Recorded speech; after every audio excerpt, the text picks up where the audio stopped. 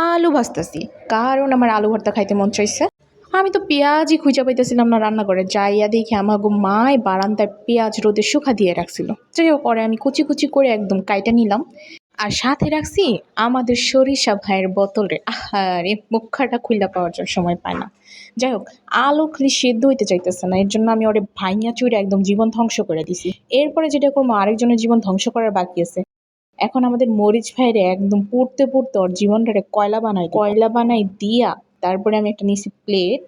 এটার মধ্যে দিম একটু স্টাইল করে কুচি কুচি করে পেঁয়াজগুলো দিয়ে দিলাম। আবার কি দেখো, দিমু ধইরা এখন দিব লবণ শেফ স্টাইলে।